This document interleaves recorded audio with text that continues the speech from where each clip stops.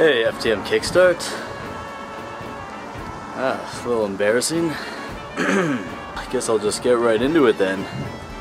This week's topic, intimacy, sex. So I've only been intimate with one person in my life, and it was really scary, but I think that goes for a lot of people, and people of any sexual orientation or gender expression. But the way it worked out for me is we took it really slow, like really slow, and it was really nice because we were both relatively young. This was my first experience, and I didn't know what to expect. I was really body dysmorphic because I hadn't had chest surgery. I wasn't on testosterone, so I was feeling really uneasy in my skin. But I mean, we started off very slow, so obviously just kissing, and then I don't want to be too graphic because, you know, kiss and tell.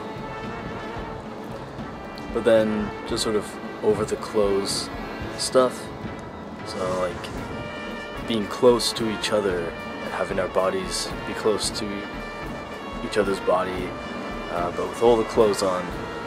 I never did anything with my shirt off until after surgery.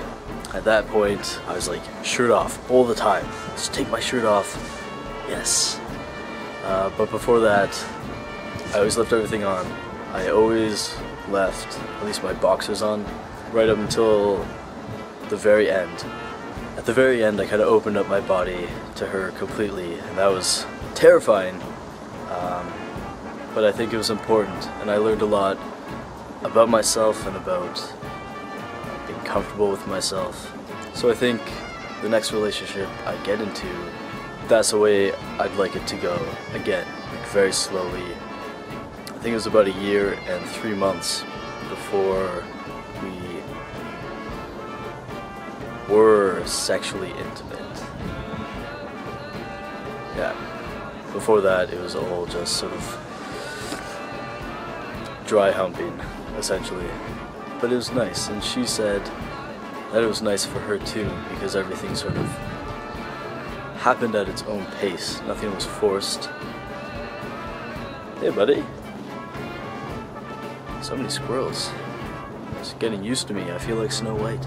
But yeah, she said she never felt forced to perform in any way. Like she never felt that pressure from me, because I was the one who was more like, oh, we don't have to do this, you know, like.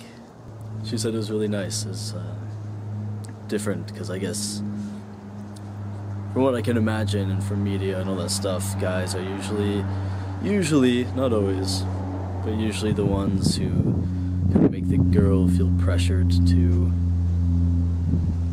get to the next step. I flip-flop between really missing being intimate with someone,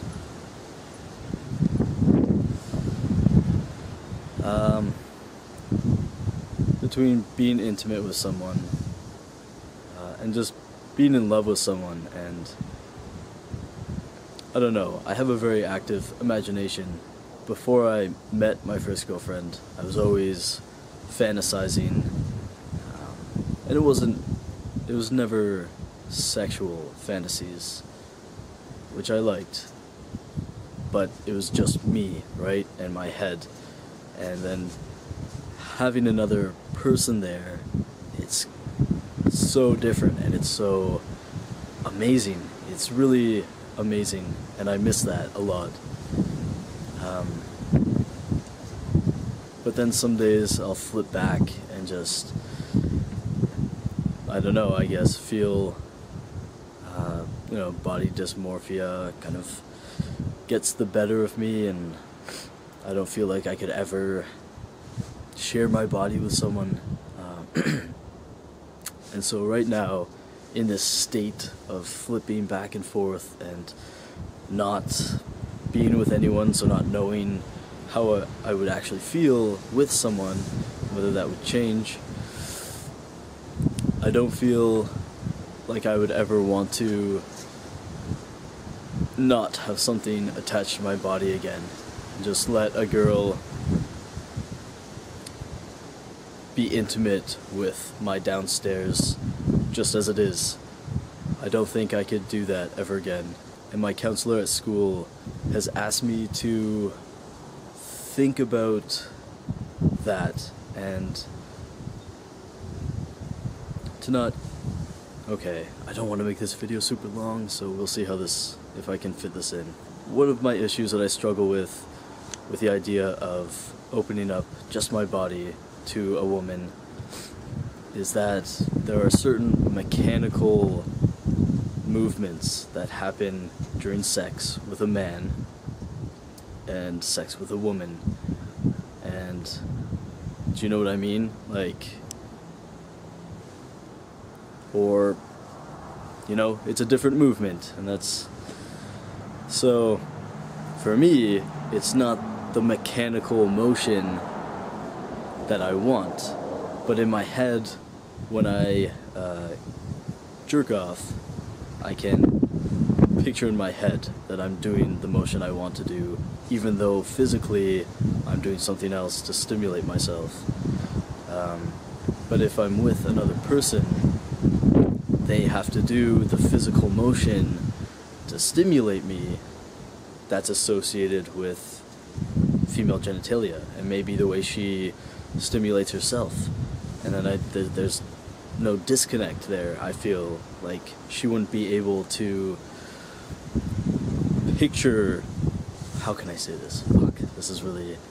I just can't believe that a girl I'm with would be able to stimulate me, the physical motion that most likely she associates with herself and how she stimulates herself, and disconnect that in her own head, to still think of it as sort of a masculine sex experience. Does that make... I also have to learn to just say the words, because tiptoeing around the language doesn't make it any easier, but I'm still not that comfortable with it. So in my own head, I struggle with that. I can't just acknowledge what I'm doing.